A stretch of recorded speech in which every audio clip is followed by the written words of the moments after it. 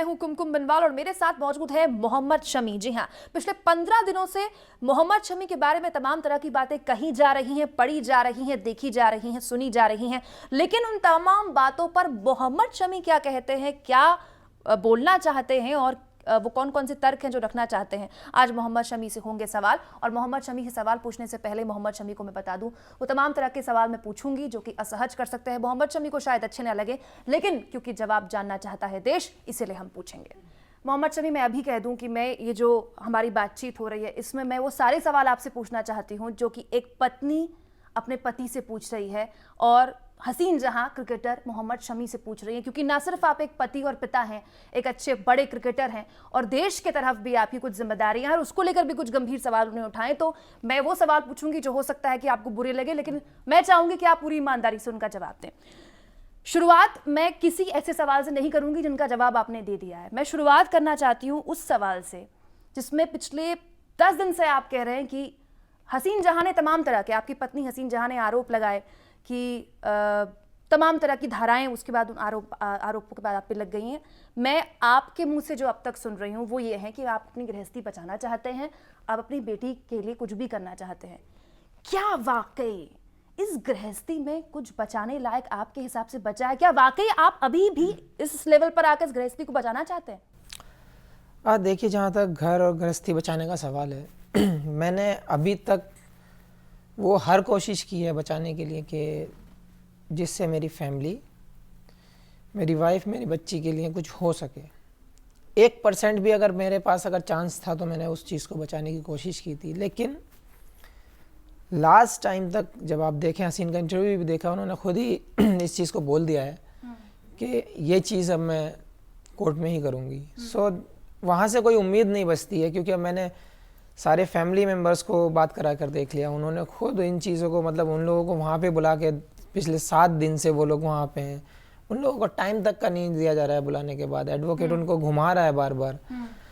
तो इन चीज़ों से अब साबित हो जाता है कि अब उनके मन में कोई 1% भी कोई जगह नहीं है। ये सारी कोशिशें मैंने कर चुका हूँ। अभी तक भी आप देखते आ रहे थे इंटरव्यू में, यही बोल रहा था कि मैं कोशिश कर रहा हूँ कि हाँ, किसी भी हाल से अगर लगता है कि मेरे सर झुकाने से या मेरी किसी चीज़ करने से मेरा घर बच जाता है तो उस चीज़ में मैं भी पीछे नहीं हटूंगा। लेकिन अब वो उम्मीद और वो परसेंटेज जो थी वो ख़त्म हो चुकी है। तो अब आप लड़ना चाहते हैं और कानूनी तौर पर इस लड़ाई को जीतना चाहते हैं? मैं खुद चाहता हूँ अब जितने भी इल्ज़ाम लगाए उसकी सही से जांच कर ये अब जो सारा सिस्टम है सब पब्लिक के सामने आना। ठीक है शमी, क्योंकि मैंने शुरुआत में कहा इंटरव्यू के, मैं सख्त सवाल पूछूंगी और उम्मीद करती हूँ कि आप पूरी ईमानदारी के साथ जवाब दें। कैसे पति हैं आप? आपकी पत्नी कहती है कि आप उनको खर्चा नहीं देते, उनकी गृहस्थी नहीं चल पाती, उनको इतना लिमिटेड खर्चा मिलता है कि बेचारी जीविका नहीं चला पाती अपनी। आपकी एक बेटी है, आपका परिवार है, आपकी पत्नी, आप अपने पत्नी को खर्चा नहीं देते हैं? देखिए, जहाँ तक खर्चा देने का सवाल है, ये चीज़ मेरे नहीं, दुनिया के सामने चीज़ है। मेरे पास ये रिकॉर्ड पड़े हैं जो पिछले 1 साल के रिकॉर्ड है। आप इस चीज़ को देख सकते हैं। इसमें 1 साल में ऑलमोस्ट 1.5 करोड़ का खर्च है जो आपने अपनी पत्नी पे किया, जो मेरी पत्नी के पास है, जो हुआ है उसके ऊपर, लेके शॉपिंग से, लेके लैंड से, लेके उनकी ज्वेलरी शॉप, जो जितना भी उनका खर्च है। एक कार्ड, वो मेरा मेन कार्ड, वो खुद यूज़ करती है। आप देख सकते हैं वो कार्ड रेगुलर कैलकाटा में यूज़ होता है, जहाँ वो रहती हैं वो कार्ड वहाँ पे यूज़ होता है। उसके बाद इनका कहना ये है कि मुझे खर्चा नहीं मिलता अलावा खर्चों के। मैं क्या देख सकती हूँ? तो आप अपनी बैंक स्टेटमेंट हमें दे रहे हैं और ये कह रहे हैं कि आपके पास पूरा प्रूफ है जो कि आप निजी तौर पर एक पति अपनी पत्नी के लिए खर्चे करता है उसका। ये आपको मैं बताना चाहता हूँ, लास्ट 1 साल का, बहुत, ये 4 साल की मतलब सारी चीज़ें तो आदमी याद नहीं रख सकता। ये आपके हाथ में 1 साल का स्टेटमेंट है, जिसमें आप देख सकते हैं पॉलिसी इनके नाम हुई है। 18 लाख रुपए का इन्होंने हार खरीदा है। उसके बाद इन्होंने लैंड खरीदे हैं। उसके बाद इनके पास शॉपिंग है। जो मेरे पास इन चीज़ों के जो सबूत हैं, जो 1 साल में आप, मैं नहीं बोल रहा, मेरा स्टेटमेंट बोल रहा है कि इनके लिए और क्या हुआ। उसके बाद भी इनकी ऐसी ऐसी डिमांडें हैं कि पूरा करना शायद नामुमकिन है इंसान के लिए। आप तो बहुत बड़े क्रिकेटर हैं, आप तो पूरा कर सकते हैं। और ऐसी कौन सी डिमांड एक पत्नी मांग रही थी? वो तो यही कह रही थी कि आप वफादार रहें, अपनी पत्नी के लिए। और वफादारी की अगर बात कही है तो जो आरोप उन्होंने लगाए हैं वो तो बहुत ही गंभीर हैं। वो ये कहती हैं कि आपके एक नहीं कई लड़कियों से रिश्ते हैं, और एक पाकिस्तानी लड़की का वो नाम लेती हैं और कहती हैं कि आपकी मीटिंग हुई दुबई में। कि क्या झोलमाल है ये? देखो, ये रिश्ता एक विश्वास का होता है। इन्होंने कभी इस चीज़ का विश्वास नहीं किया कि मैंने अपनी सगी बहन से भी अगर मैंने बात की है तो उसमें शक है, मैंने अपनी माँ से बात की है तो उसमें भी इनको शक है, मैं भाई से मिलता हूँ तो क्यों मिलते हो। ये शक जो है, जिस इंसान के दिमाग में शक होता है वो किसी भी हद तक जा सकता है। तो ये चीज़ें सारी शक के बलबूते पे खड़ी हुई हैं। परिवार को जोड़ना तो छोड़ो, किसी अच्छे मुकाम पर लाने की बात तक नहीं की है। आप पिछले जितने दिनों से आप लोगों के सामने ऑन स्क्रीन हो रहा है, आप उसमें भी देख सकते हैं कि उनका जो एग्रेशन है वो कैसा है और किस बदतमीज़ी तक आप उतर चुकी हैं। फैमिली नाम की, फीलिंग नाम की कोई चीज़ नहीं दिखती है, किसी के लिए रिस्पेक्ट नहीं दिखता है।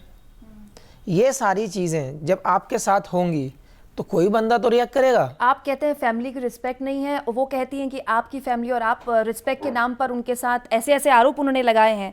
वो कहती हैं कि भाई, आपके भाई के साथ उन्हें ज़बरदस्ती कमरे में बंद किया गया, आपके द्वारा सेक्सुअल असॉल्ट का वो आरोप लगाती हैं, और धाराएं भी बहुत ज़बरदस्त लगी हैं। उसके बाद जो आरोप लगे हैं वो तारीख के अगर अकॉर्डिंग मैं बताऊं, सबसे जो महत्वपूर्ण तारीख है वो 7 तारीख है, 7 दिसंबर 2017। रेप का आरोप आपकी पत्नी लगाती हैं आप पर। ये बताइए कि ये एक पत्नी अपने पति से कह रही है कि रेप हुआ है मेरे साथ 7 दिसंबर 2017 को। इसके बारे में मुझे ये बताइए कि इस पर आपका टेक क्या है? देखिए, मैं आपको बता चुका हूँ 7 तारीख का सारा सबूत और सारी डिटेल्स मेरे पास हैं। क्या सबूत डिटेल्स हैं आपके? क्योंकि आप अगर देख सकते हैं, पिछले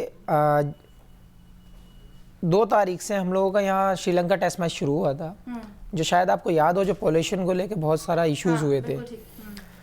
वो 2, 3, 4, 5, 6 को वो फिनिश हुआ था। तब के भूवी का रिसेप्शन यहाँ पे इस होटल में, ताज में हुआ था, दिल्ली ताज में। ठीक है, बिल्कुल ठीक है। 7 तारीख की सुबह, मेरे पास रिकॉर्ड है उसका भी, मेरे पास क्रेडिट कार्ड यूज हुआ था। 7 तारीख की सुबह 10 बजे हम चेकआउट करते हैं।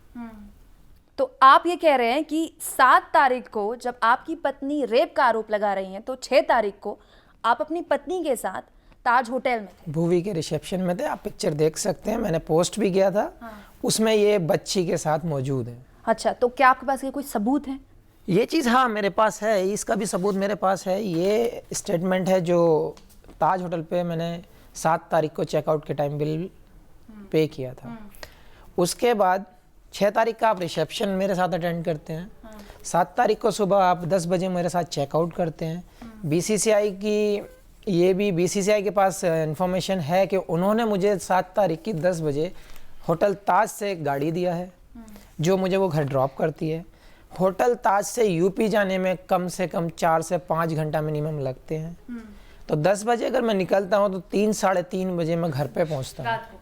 सुबह हाँ। शाम में सुबह 10 बजे चेकआउट होता है, दोपहर के 3, साढ़े 3 बजे हम वहाँ पे पहुँचते हैं। 10-15 मिनट के बाद मैं वहाँ से निकलता हूँ, फार्म हाउस पे जाता हूँ। उसके बाद 5 बजे के आसपास इनका मैसेज आता है, ये आप डिटेल देख सकते हैं। 5 बजे इनका मैसेज आता है, जो एक चैट है मेरे पास, मैं आपको दिखाऊंगा। आप 7 तारीख की बात कर रहे हैं? मैं 7 तारीख, जिस दिन रेप का केस इन्होंने भैया पर मेरे ऊपर लगाया। उसके एक दिन पहले आप कह रहे हैं कि आप अपनी पत्नी के साथ ताज होटल में थे। 7 तारीख को दोपहर तक आप साथ थे, और 7 तारीख को आपके पास रिटर्न चैट के प्रूफ है। चैट के प्रूफ आप दे रहे हैं क्योंकि अभी तक चैट के प्रूफ आपकी पत्नी हसीन जहां दे रही थी, और उनके पास एक पूरा जत्था है चैट के प्रूफ्स का। वो चीज़ मैं दिखाऊंगा आपको।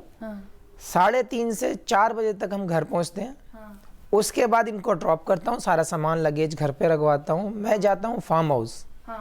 तब कि मैं एक स्लीवलेस जैकेट पहने हुए था। खांसी हो रही थी, तबीयत ठीक नहीं थी मेरी। ठंडा था मौसम, क्योंकि सर्दी चल रही थी उस टाइम पे। तो मैं फार्म हाउस पे जब पहुंचता हूं तो इनका 5 बजे मैसेज आता है, आप हो कहाँ, और स्लीवलेस पहन के चले गए हैं, आपकी तबीयत खराब है। ये 7 तारीख की आप बात? ये 7 तारीख जिस दिन रेप का केस लगाया गया है। ये चीज़ मैं फार्म हाउस से वहाँ से रिप्लाई करता हूँ, मैंने ठीक है, मुझे ठंड लगेगा तो मैं ले लूँगा, गाड़ी में हीटर है, ज़्यादा लगेगा तो गाड़ी में बैठ जाऊँगा। ये आपके पास चैट है? ये मेरे पास चैट है जो इन्होंने मुझसे की है। वहाँ से हम शाम को वापस आता हूँ। भैया अपने घर पे चले जाते हैं, भैया साथ में नहीं रहते हैं, भैया का कोई मतलब नहीं है। अभी जो 7 तारीख का केस इन्होंने लगाया है, भैया मुझे वहाँ से ड्रॉप करके अपना घर चले जाते हैं मुरादाबाद, मैं गांव में रुक जाता हूँ। लेकिन 7 तारीख को हो सकता है कि सब रात को हुआ हो, क्योंकि वो उन्होंने जिक्र भी इस बात पर किया था। अगर ये रेप केस है तो बंदा तो मौजूद होना चाहिए वहाँ पे, बिना बंदे के तो ये केस बन ही नहीं सकता। बंदे का लोकेशन चेक कर सकते हैं आप। ठीक है, ठीक है, 7 तारीख की बात हमने की, लेकिन कुछ और जो गंभीर आरोप लगाए तारीख के अकॉर्डिंग मैं चलना चाहती हूँ। 23 फरवरी, क्योंकि 7 तारीख के बाद एक जो तारीख आती है नहीं, अभी 7 तारीख पे रेप लगाया गया है, लेकिन अभी 8 तारीख जो मेन पॉइंट है आपका, आप कहते हैं 7 तारीख को भैया ने रेप किया, मैंने रेप करवाया। 8 तारीख की मॉर्निंग आप वो भी चीज चैट में देख सकते हैं, घर गृहस्थी का सामान जिसकी लिस्ट बनती है, हाँ। मसाले, राइस वाइस, अच्छा, ये सारी लिस्ट में ये मुझे सेंड करती हैं। जिस दिन उनका रेप हुआ है उसके अगले दिन वो मुझे एक लिस्ट सेंड करती हैं, हाँ। कि ये सामान आना है, जो मिलाद नाम होती है हमारी, प्रे होती है, हाँ, तो हाँ, तो आप वो मिलाद का सामान है जिससे खाना बनेगा, गेस्ट लोग आएंगे, वो लिस्ट आप मुझे भेजती हैं। हम उस चीज़ को लेकर दोनों भाई मुरादाबाद जाते हैं। हाँ। मुरादाबाद में हम लोग शॉपिंग करते हैं, वो सारा सामान अमरोहा से मुरादाबाद जी, जा रहे हैं। लेकिन शमी, आप ये बातें बोल रहे हैं कि आपको लिस्ट भेजी गई, मैं कैसे मानूं? मेरे पास कोई सबूत ये चीज़ मेरे पास प्रूफ है, मैं आपको दिखाऊंगा। ऐसा नहीं है कि मैं आपको मुंह से ही बता रहा हूँ, ये चीज़ लोकेशन के साथ, चैट के साथ, ये भी आपको देखने को मिलेगा। तो मतलब ये कि 7 तारीख को जब हसीन जहां कह रही हैं कि आपके भाई ने उनके साथ रेप किया, उस वक्त 7 तारीख की दोपहर तक वो आपके साथ हैं, शाम को वो आपको घर गृहस्थी का जो सामान होता है, जो प्रार्थना के लिए चाहिए होता है, वो आपको मैसेज करी 8 तारीख को। 8 तारीख को, और वो 7 तारीख की दरमियानी रात में जो हुआ है सो हुआ है। लेकिन यही आपको, आप जिस सवाल पर सवाल पूछ रहे हैं कि अगर 7 तारीख को रेप हुआ है तो फिर 8 तारीख को सुबह एक पत्नी कैसे इस तरह के सामान भेज सकती है? ठीक है, वो शॉपिंग जब हम करते हैं, वो मुरादाबाद एक स्पेंसर टाइप एक रहता है स्टोर, वहाँ से हम शॉपिंग करते हैं, बहुत सारी शॉपिंग करते हैं। सडनली इनको मेरे पास कॉल जाता है, बोले सुनिए कि भैया को इनवाइट कर देते हैं, सबको इनवाइट कर देते हैं। ये भी चैट है मेरे पास, ये सारी चीज़ें चैट में। ये वही भाई है जिन पर वो आरोप लगा रही हैं कि घर में मन नहीं लग रहा है, मैं सबको इन्वाइट कर रही हूँ शाम को मिलाद के लिए। तो उसमें मैंने बोला है कि वेट, अभी इन्वाइट मत करना, मैं आता हूँ। तब इन्होंने रिप्लाई दिया है कि अपने भैया से बोल देना, जो सारा चीज चैट में है। उसके बाद ये 2 बजे के आसपास, 12 से 2 के बीच ये भैया के घर पे पहुंचती हैं। भाभी को रिक्वेस्ट करती हैं, क्योंकि इन दोनों भैया को इन्होंने पहले से ही सुना रखी थी। भैया बोले कि मैं घर पे नहीं जाऊंगा, अनबन बना रखी थी। भैया बहुत वैसे टाइप है कि जब पसंद नहीं है तो मैं सामने नहीं जाऊंगा। भैया घर पे नहीं जा रहे थे गाँव। आप भाई का नाम बता सकते हैं? हसीब भाई।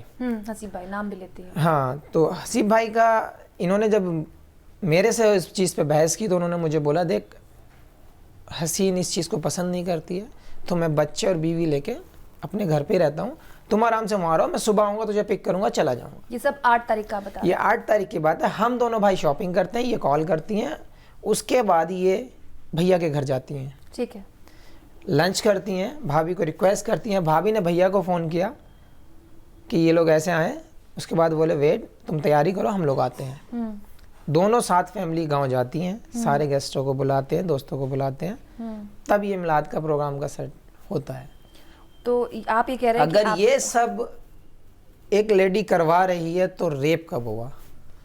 और जब रेप 7 तारीख को हुआ तो ये 8 तारीख को क्या था? आप क्या कर रही थी उनके घर? जिस इंसान ने रेप किया है, आप 8 तारीख को उसके घर क्या कर रहे थे? और वो ये कह रही हैं कि पिछले 1.5-2 साल से उनके साथ ज्यादतियां हो रही हैं। हसीन जहां आपकी पत्नी कहती हैं कि पिछले 1.5-2 साल से उनके साथ यही ज्यादतियां हो रही हैं। पिछले 1.5-2 साल नहीं, मेरे साथ तो बहुत टाइम से गलत चल रहा है। ये मैं अपनी फैमिली बचाने के लिए, अपनी खुशियाँ बचाने के लिए, ये सब चीज़ मैं इस चीज़ से बर्दाश्त करता आ रहा था। आज तक इस चीज़ को बर्दाश्त करता आ रहा था कि ये चीज़ फैमिली में दिक्कत ना हो। हमारी खुश मतलब हैप्पी फैमिली है जो सबको दिखती आई है। 2 साल से ज़्यादा हो गए हैं जो इन्होंने सारे झगड़ों की जड़ प्रॉपर्टीज़ और पेपर और फैमिली को बना रखा है। देखिए, जब आपके घर में कोई आपका ही पार्टनर है, इस चीज़ को बहस करता है, बहस में डाल देता है, इस चीज़ पर फोर्स करता है कि हाँ मुझे प्रॉपर्टी चाहिए, आप यहाँ मत करो, वहाँ मत करो, तो हस्बैंड हमेशा अपनी खुशियाँ ही चाहता है। एक बाप अपनी बेटी के लिए बहुत कुछ चाहता है, जो मैं करता आ रहा था। आप ये कहते हैं कि ये लड़ाई प्रॉपर्टी की है, वो ये कहती हैं कि लड़ाई सम्मान की है। अगर आप ये कहते हैं कि लड़ाई प्रॉपर्टी की है तो इसमें प्रॉपर्टी का कोई इन्वॉल्वमेंट, कोई प्रूफ आपके पास है जिसमें आप कहें कि प्रॉपर्टी की लेन देन को लेकर विवाद हुआ, नहीं हुआ, या प्रॉपर्टी का लेन देन हुआ आपस में, कोई ऐसा प्रूफ आपके पास है? ये है मेरे पास, ये एग्रीमेंट मेरे पास है जो इनके नाम है। ये क्या एग्रीमेंट है आपके पास? ये लैंड पेपर है, इसका एग्रीमेंट है। आपके पास बैंक स्टेटमेंट है, डेट बाय डे जो मैंने ट्रांसफ़र किए हैं, जो ये रजिस्ट्री इनके नाम की गई है। एक ये वो उन रजिस्ट्रियों में से है जो ऐसे ही विवाद के कारण, जो इसके कारण विवाद आया था। ऐसे बहुत सारे इन्होंने किए थे, तो आप देख सकते हैं और भी ऐसी हैं।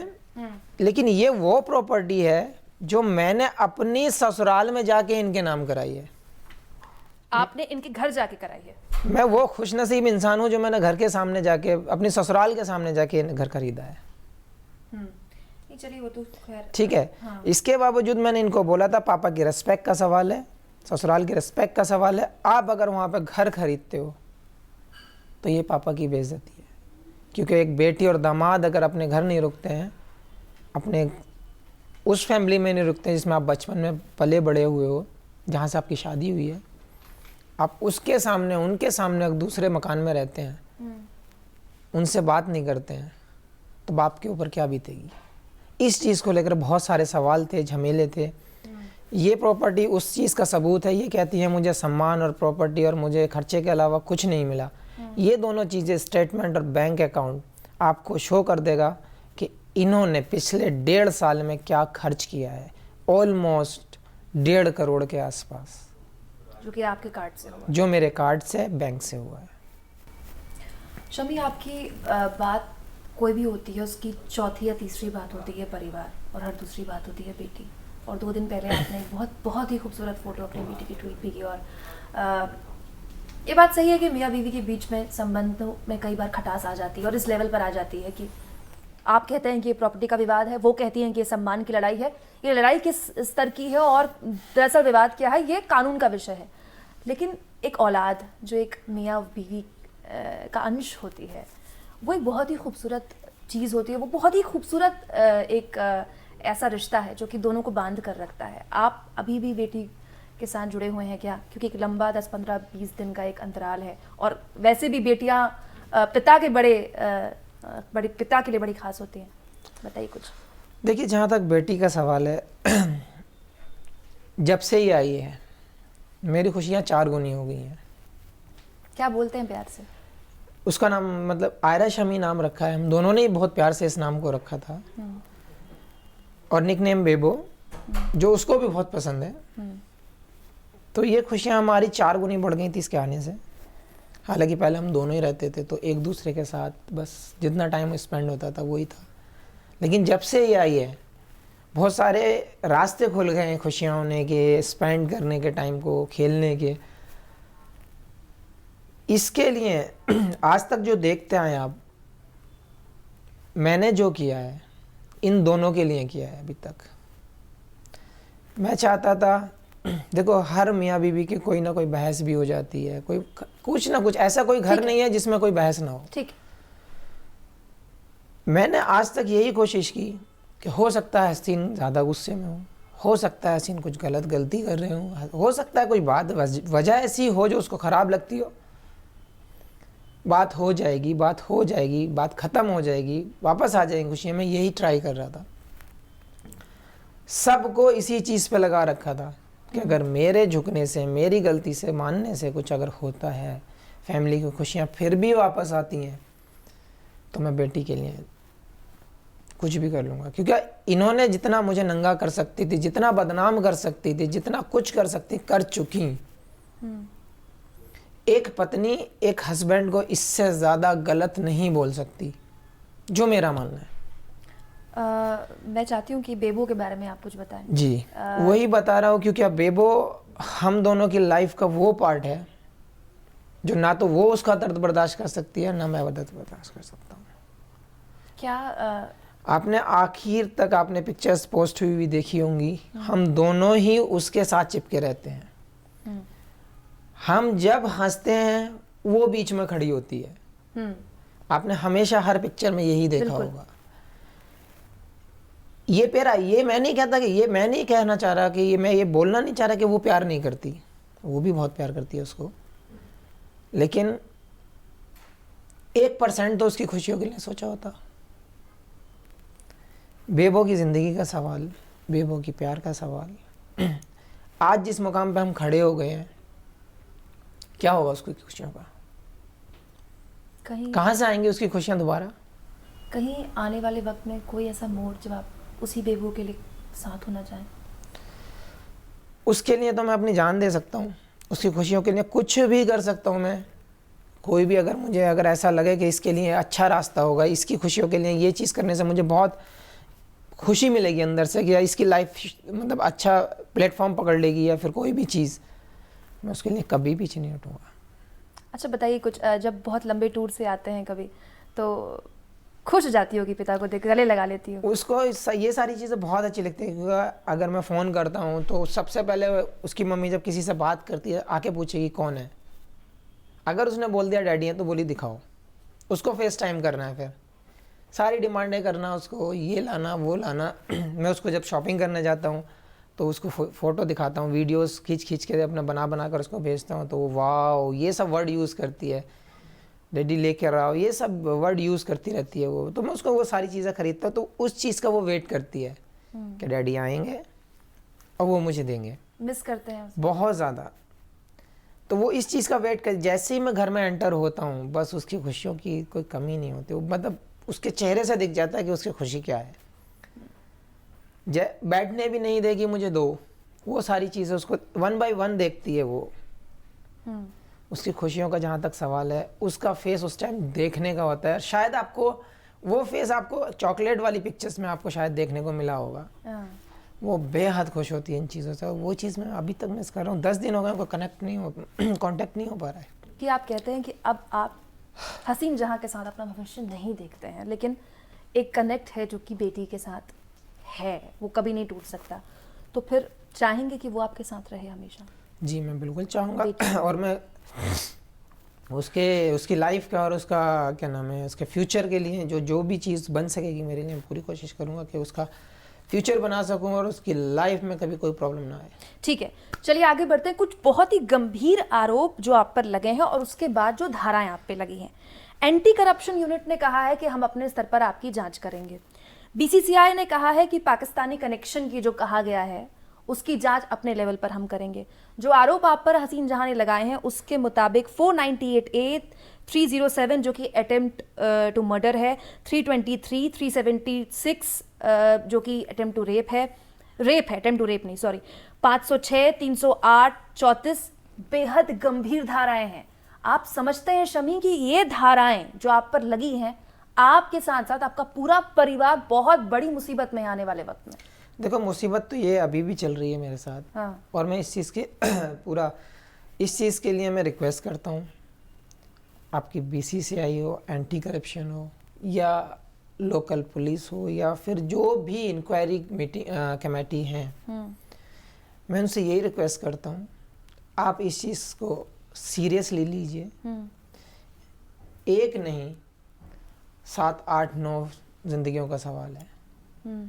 जितने ये आरोप लगे हैं, अगर मेरी सपोर्ट का जहाँ तक सवाल है, मैं इस इंक्वायरी में जो इंक्वायरी कमेटी रहेगी उसके साथ एक स्टेप आगे रहूँगा, ना के पीछे।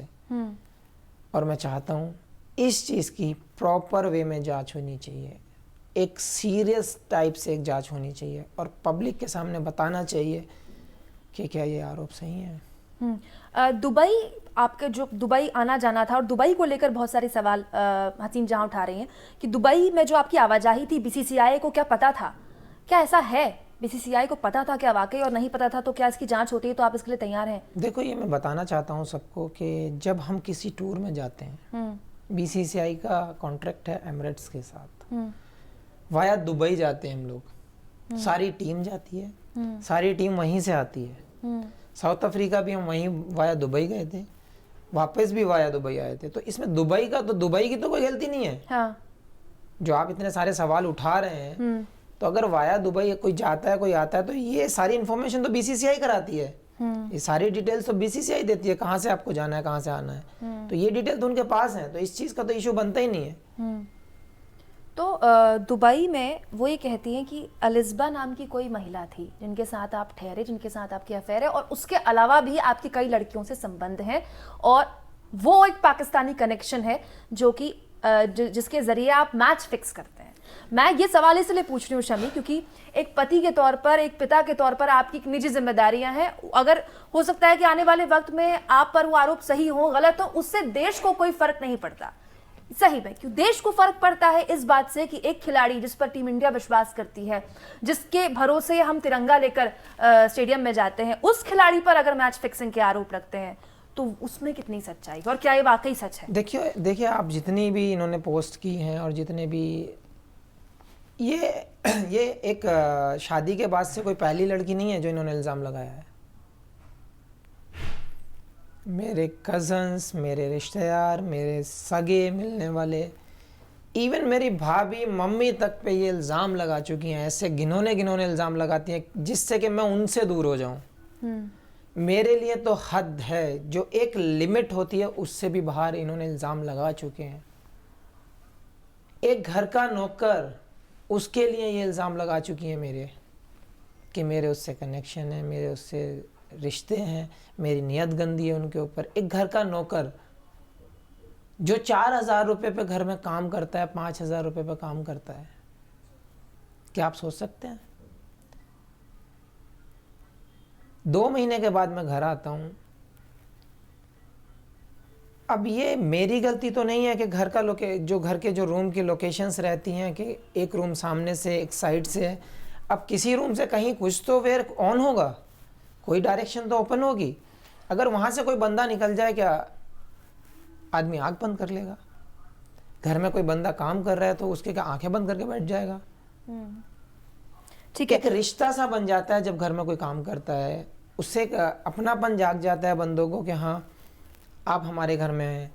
हसीन है, बेबो है, बेबो के साथ सारे लोग कनेक्शन है। अगर बेबो के साथ कुछ गलत हो रहा तो उन लोगों को डांटना, ये चीज़ गंदे घिनौने इल्ज़ाम जो लगाए हैं इन्होंने, ये एक नहीं गए। शादी के बाद से कोई मेरे साथ कोई कनेक्शन करने के लिए या रिश्ता बनाने के लिए ऐसा बोलने से ये कभी नहीं हटी हैं। ये इनका शौक है, ये इनकी आदत है। इन्होंने पिछले 3 साल से कम 3,000 लोगों को बोल चुकी होंगी ये। लेकिन दुबई को लेकर जो आरोप, मैं बार बार दुबई का यहाँ पर जिक्र करना चाहती हूँ कि बड़ा सस्पिशियस, बड़ा शक पैदा करता है। दुबई में आप होटल में रहे और वो उन्होंने बकायदा उसकी ऑडियो रिकॉर्डिंग मीडिया में है, प्रेस कॉन्फ्रेंस करके उन्होंने सुनाई है, और उसमें आपकी आवाज़ है शमी जी, उसमें आपकी आवाज़ है जिसमें वो आपसे पूछती हैं कि आपने होटल लिया नहीं लिया, आप हाँ बोलते हैं फिर ना बोलते हैं, फिर हाँ तो वो एक ऐसी स्थिति है ना कि वो शक पैदा करती है। और दुबई जाहिर तौर पर अपने आप में बहुत सारी चीज़ों को लेकर जाना भी जाता है। तो मैं ये चाहती हूँ कि आप ये बताएं कि दुबई का सच क्या है। और ये जो अलिस्बा है, ये क्योंकि वो चैट्स की बकायदा आपके व्हाट्सएप चैट का एक जत्था लेकर मीडिया के सामने आई हैं, बकायदा तथाकथित तौर पर एक लड़की की फोटो वो लेकर आई हैं जिसमें वो तमाम तरह की बातें लड़की के साथ आपके संबंध होने की कर रही हैं। तो उसके देखिए, जहाँ तक दुबई आप कह रही हैं कि दुबई का मैं बार बार सवाल कर रही हूँ, दुबई की बात कर रही हूँ, दुबई की सारी डिटेल बीसीसीआई के पास है। मैं कब आता हूँ, कब जाता हूँ, क्या करता हूँ, जिस दुबई के टूर को लेकर, जिस दुबई की बात हो रही है, मेरे पास कुछ ऐसी चैट भी हैं जिससे ये पूरा दिन मेरे साथ कनेक्ट हैं। व्हाट्सएप पे बात की हैं, व्हाट्सएप पे फ़ोटोज़ भेजी हैं, शॉपिंग के डिटेल्स हैं, पिक्चर्स भी गई हुई हैं। ये मेरे साथ बराबर कनेक्ट हैं वहाँ पे दुबई में। तब के इन्होंने साउथ अफ्रीका में मुझसे डायमंड की डिमांड की थी, जिसके चलते मैं दोस्तों को लेकर 2-2 250 किलोमीटर गया हूँ इनका डायमंड ढूंढने के लिए। इसका सबूत मेरे पास एक प्लेयर की फैमिली भी है, क्योंकि हम लोग टेस्ट मैच खेल रहे थे, रिद्धिमान वहाँ पे था, उनसे भी इन्होंने बात की थी इस बारे में, मैंने उनसे भी बात कराई थी, वो भी इस बात का सबूत है मेरे पास। दुबई में मैंने इनकी ब्राउन्स के करके एक कंपनी है डायमंड, उसके शॉप में आप चेक कर सकते हैं कि मैंने इनके साथ कितना देर इनसे और जो वहाँ के वर्कर्स हैं उनसे मैंने बात कराई। वहाँ पे डायमंड हम अरेंज नहीं कर पाते हैं, जो दुबई की बात बार बार आती है, वहाँ से ये बोलती हैं चलिए ठीक है, आप इतना भागने के बाद नहीं कर पाए, लेकिन ये मत सोचना कि मैं झमेला नहीं करूँगी अगर नहीं लाए तो। ये मत सोचना, ये पहले से थ्रेट दे चुकी थी इस चीज़ की। उसके बाद ये मुझे बोलती हैं आप दुबई जा रहे हैं। ऐसा तो नहीं था कि इनको भी नहीं पता था, वाया दुबई जाएंगे ये इनको भी पता था। मुझसे कहती हैं कि आप दुबई जाइएगा, वहाँ से मुझे गोल्ड खरीदिए। आपके पास ये चैट्स हैं? आता हूँ, वहीं पे आता हूँ। ये कहती हैं मुझे दुबई से गोल्ड खरीदना है, खरीद के ला के दीजिए। मैं बोलता हूँ मेरे पास वीज़ा नहीं है। ये तब की बात है, तब मैं ब्राउन्स खरीदने के लिए गया था। मेरे पास वीज़ा नहीं है, मैं बाहर नहीं जा सकता। सडनली क्योंकि मैं इनसे शॉपिंग को लेकर, ख़रीदारी को लेकर, इनकी खुशियों को लेकर इतने दिन बाद जाता हूँ। मैंने सोचता हूँ मैंने यार अगर कुछ जाएगा, थोड़ी सी मुस्कान आएगी तो फैमिली में डिफरेंट खुशी होती है। बर्थडे पे भी मैं इनके यहाँ घर पे नहीं था साथ में, तो मैंने सोचा कुछ तो किया जाए। उस रात को मैंने अपने फ्रेंड को फ़ोन किया, डिटेल्स दी, वीज़ा करवाया। मैंने इनको नहीं बताया, मैंने हो सकता है कि मैं इनको सरप्राइज़ दूंगा या कुछ ऐसा चीज़। मैंने वीज़ा नहीं कराया, वो वीज़ा कराया, इनको नहीं बताया। उसके बाद ये मुझ पे फ़ोन से कनेक्ट हैं, और जो मैच फिक्सिंग का आरोप भी वहीं से लगा, पैसे का जो आप बता रही हैं मुझे कि हाँ बहुत संगीन आरोप लगाया है, ये सब ये चीज़ के मैं साथ सपोर्ट, आप अच्छे से जांच कीजिए, बहुत अच्छे से। मैं इस चीज़ के साथ एग्री करता हूँ, ना मैंने कोई गलत काम किया है। आप ये दे सकती हैं, सारे सबूत इसके साथ हैं कि आप कब कब चैट कर रही हैं, कब कब मैंने क्या क्या चीज़ शॉपिंग के लिए इनको भेजा है, कब क्या रिप्लाई दिया है, सारी चीज़ें मेरे पास ये हैं। तो मतलब अब तक जो हसीन जहां व्हाट्सएप के अपने प्रिंट आउट्स लेकर मीडिया के सामने थी, तो अब मोहम्मद शमी भी व्हाट्सएप के प्रिंट आउट्स लेकर। मैं आपको सारे सबूत दे रहा हूँ इस चीज़ के कि मैं कब कब इनके साथ कनेक्ट था, कब कब ये मुझे इल्ज़ाम लगा रही हैं। तो ये चीज़ इस चीज़ का सबूत है कि हाँ ये क्या कर रही हैं और क्या बोल रही हैं। शायद इनको ये आइडिया नहीं है, ज़रूर इनके पीछे कोई इनके साथ चल रहा है जो इस चीज़ का साजिश का इस चीज़ का एक पार्ट है। ठीक है, बीसीसीआई का आप जिक्र कर रहे हैं और बीसीसीआई ने आपके कॉन्ट्रैक्ट को होल्ड पे डाल दिया है। और हालांकि अब तो जो आरोप लगे हैं वो इतने गंभीर हैं शमी, और इतनी गंभीर धाराएं हैं कि अब तो कोई खैर सवाल पूछेगा नहीं, क्योंकि जैसे ही ये खबर आई, क्योंकि तब ये रिश्ता, तब ये बात मियाँ बीवी का था, मियाँ बीवी के संबंधों में खटास का था। बाद में ये मामला बढ़ता चला गया क्योंकि धाराएं बहुत सख्त लग गई। बीसीसीआई ने तुरंत ये फैसला लिया बिना धाराएं लगे। उस वक्त कहा गया कि आप क्या ये बहुत सख्ती है, क्या ये बहुत जल्दी है। हालांकि अब बीसीसीआई कह रहा है कि क्योंकि मामला बहुत आगे बढ़ चुका है। बीसीसीआई को आप कुछ कहना क्या चाहते हैं? देखो, बीसीसीआई ने बहुत जल्दी की थी इस चीज़ में, क्योंकि थोड़ा सोच समझ के फैसला लेना चाहिए था। लेकिन मैं उनसे नाराज़ नहीं हूँ, या उनसे ना मुझे कोई उन पे कोई ऐसा क्वेश्चन मार के मेरी तरफ से कि उनसे मैं कुछ भी बोलूँ। मुझे पूरा भरोसा है बीसीसीआई का। बीसीसीआई भी ये जानती है कि मैंने किस ईमानदारी से, किस मैंने एफर्ट से मैंने आज तक का कैरियर मैंने उनके साथ और देश के साथ निभाया है। और मैं उम्मीद करता हूँ कि ये चीज़ मेरे मन में कभी ज़िंदगी में ना आए। मैं इस चीज़ की उम्मीद करता हूँ और विश्वास है मुझे कि ये जो आरोप मुझ पे लगा है, ये मैं कभी अपने सपने में भी नहीं सोच सकता। बड़े खिलाड़ी हैं आप शमी, और आपका बहुत सम्मान है, लेकिन बहुत सारे लोग, खासतौर पर पूर्व क्रिकेटर जिनसे मेरी ऑफ द रिकॉर्ड बात हुई इस बीच, वो कहते हैं कि मोहम्मद शमी खत्म हो गए। देखिए, ये मेरी, हाँ ज़रूर इस चीज़ का, ये मेरे कैरियर का सवाल है और बहुत बड़ा आरोप है जो ये अब फिक्सिंग को लेके, और जो ये सारा आरोप लगा है टोटल मेरे कैरियर के ऊपर जो ठप्पा लगाया गया है। लेकिन जो लोग कहते हैं कि ये ख़त्म हो गया, क्या वो सच जानते हैं? मोहम्मद शमी को यकीन है कि वापसी कर पाएंगे कभी? मैं 100% श्योर हूँ, क्योंकि मेरा दिल गवाही देता है, मेरी रूह एक कतरा मेरा इस चीज़ का गवाह है। जो गुनाह मैंने किया नहीं, उसकी सज़ा मुझे नहीं मिल सकती, और उसकी सज़ा अगर मिलेगी तो मैं भी पीछे नहीं हटूँगा। ठीक है, पिछले 2-3 दिन के अंदर इस पूरे विवाद में एक नया एंगल शमी आ गया है। वो ये है कि हसीन जहां के पूर्व पति और उनकी 2 बेटियां, मीडिया वहां गया, उनसे बात की, वो एक अलग प्रश्न है।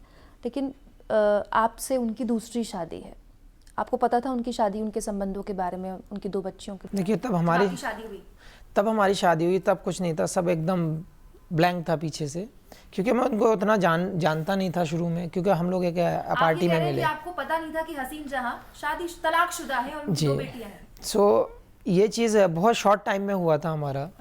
क्योंकि मुलाकात आईपीएल में हुई थी, हम लोग आईपीएल चैंपियन भी हुए थे। वेरी नेक्स्ट डे हम लोग वेस्ट इंडीज़ चले गए थे, 2 महीने हम लोग उधर थे, वहाँ से आकर 2-4 दिन का टाइम मिला, फिर हम न्यूजीलैंड चले गए थे, तो उतना जानने का टाइम भी नहीं मिला था। सो हमारी शादी बहुत जल्दी में एकदम बहुत जल्दी कर ली थी ये शादी। ये चीज़ों का ये आप बड़े खिलाड़ी हैं, बड़े आदमी हैं, शादी एक बहुत इंपॉर्टेंट डिसीजन है। शमी, मैं आपसे सवाल पूछ रही हूँ क्योंकि ये बहुत लाजमी सवाल है। एक आदमी जब अर्धांगिनी बनाता है, बेगम बनाता है अपने किसी को, तो वो बात करता है, उसके बारे में जानता है, समझता है, परिवार के बारे में जानता है। वो इतना बड़ा धोखा कैसे खा जाए, या वो ये कैसे कह दे कि ये बात लोगों के गले नहीं जाएगी कि मोहम्मद शमी जैसे बड़े आदमी और बड़े खिलाड़ी को इस बात का अंदाज़ा नहीं था, इल्म नहीं था, पता नहीं था। देखिए, जब लक होता है ना, या फिर कोई चीज़ ऐसी आपके नसीब में लिखी होती है, हो सकता है जहाँ मैं आज खड़ा हूँ इसकी वजह से वो, या कोई भी वजह हो सकती है। बट जब मेरी शादी हुई मुझे नहीं पता था इसके बारे में, इस चीज़ों के बारे में। लेकिन हाँ, शादी के कुछ दिनों के बाद, कुछ टाइम निकल जाने के बाद इन्होंने मुझे बताया कि वहाँ 2 बच्ची हैं, मेरी सिस्टर की बेटी हैं, और वो जो बेटियां इनकी थी मेरी कज़न की बच्चियां हैं, और वो एक्सपायर हो गई हैं, और वो बहुत गरीब हैं, ऐसे हैं वैसे। अच्छा। ये सारी स्टोरियां धीरे धीरे निकल के आने लगी मेरे घर में, मेरे रिश्तेदारों में, मेरे सारे दोस्तों में। अब जाकर इस चीज़ का विरोध कर सकते हैं कि ये चीज़ जो इन्होंने बोली है कि मेरी कज़न की बच्चियां हैं, ये मेरी सिस्टर की बेटियां हैं, ये आज तक मैं इस चीज़ को घर वालों से छुपा कर आता रहा। 2.5 साल से मुझे इस चीज़ का पता है। ये शादीशुदा थी, को डिवोर्स हुआ था।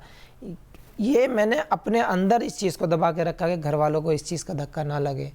ये अपने अंदर में घोट के रखा था। उसके बावजूद उन 2 बच्चियों का सारा खर्च, सारी शॉपिंग्स, और वो प्यार जो एक किसी बाप से मिलना चाहिए था उन्हें, वो मैंने देने की कोशिश की, और उसका नतीजा मुझे आज ही मिल रहा है। आप ये कह रहे हैं कि आपने उनकी पूर्व पति से जो 2 बेटियां थी उनका खर्चा उठाया। ये चीज़ आप ऑन रिकॉर्ड देख सकते हैं। ये चीज़ भी उसमें शामिल है कि वो जो उन्होंने ट्रैवल्स किए हैं, जो उन्होंने शॉपिंग्स किए हैं, जो उनके खर्चे हैं, वो आप देख सकते हैं। इसमें मेरे पास उनके ट्रैवल्स टिकट भी हैं, उनके सारी डिटेल्स मेरे पास है, जो आपको ये साबित करने में बहुत आसानी से आपको साबित कर पाएगी। ठीक है। अब 3 सवाल, क्योंकि मोहम्मद शमी 3 किरदारों में है। पति के किरदार में सबसे इम्पोर्टेंट और सबसे ज़्यादा विवाद भी पति के किरदार में है। पति के तौर पर मोहम्मद शमी अब क्या चाहते हैं? देखिए, इतना सारा कुछ हो चुका है, अब चाहने वाली कोई बात नहीं बची है। अब लड़ना है, अब सच्चाई के साथ लड़ना है, हाँ, ईमानदारी के साथ लड़ना है, और इसका रिजल्ट अब हमें देखना है। ठीक है। बस एक ही रिक्वेस्ट है, बच्ची के ऊपर कोई आंच नहीं आनी चाहिए। बच्ची का जिक्र आपने किया तो पिता का ही सवाल था कि मोहम्मद शमी के अंदर जो पिता है वो क्या चाहता है? मैं चाहता हूँ, अब हम दोनों के बीच बहुत ज़्यादा खटास आ चुकी है, बहुत ज़्यादा इतनी दूरियां हो चुकी हैं कि एक होने का सवाल नहीं बनता। एक बाप यही चाहता है हम दोनों के बीच जो हो, क्योंकि इतनी दूरियां बन चुकी हैं। लेकिन मैं बच्ची के ऊपर कोई आँच नहीं चाहता। बच्ची का फ्यूचर को ख़राब नहीं करना चाहता। बच्ची का जो लाइफ है उसको जैसे एक अच्छा इंसान जीता है, मैं उस चीज़ की उम्मीद करता हूँ कि उसके फ्यूचर, उसका लाइफ, उसका जो उसके ऊपर कभी उसके दिमाग पे असर ना पड़े कि ऐसा हम दोनों के बीच हुआ। और क्रिकेटर मोहम्मद शमी क्या चाहता है? एज ए क्रिकेटर मैं चाहता हूँ कि जैसे मैं खेलता आया हूँ, खेलता हूँ और खेलता रहूँगा। मैं आपको बोल चुका हूँ इस चीज़ को कि जो मुझ पर आरोप लगाए गए हैं उसकी सीरियस जांच होनी चाहिए, मेरे सारे रिकॉर्ड देखे जाने चाहिए। और जहाँ तक मैच फिक्सिंग का सवाल है, अगर मैंने की है तो ज़रूर मेरे रिकॉर्ड्स भी देखे जाएं, मेरा बैकग्राउंड भी देखा जाए, मेरे सारे कॉन्टैक्ट्स देखे जाएं। अगर ऐसा है तो मैं आपको पहले भी बोल चुका हूँ, किसी भी प्लेस, किसी भी जगह अगर मैं दोषी पाया जाता हूँ तो आप मुझे खुले आम फांसी पर लटका सकते हैं। बहुत शुक्रिया मोहम्मद शमी हमारे साथ बातचीत करने के लिए। तो तमाम तरह के सवाल जो मोहम्मद शमी पर खड़े हो रहे थे, अभी तक उन सवालों के जवाब नहीं मिले, लेकिन मोहम्मद शमी ने पूरे सबूतों के साथ जवाब देने की कोशिश यहाँ पर की है। लेकिन अभी भी जो कोशिश है, कोशिश को हम इसलिए यहाँ पर कोशिश कह रहे हैं क्योंकि इसको जो फैसला है इस पर तब आएगा जब कानूनी तौर पर इस पर ठप्पा लगेगा। मोहम्मद शमी बेकसूर है, मोहम्मद शमी कसूरवार है, ये तय करना कानून का काम है।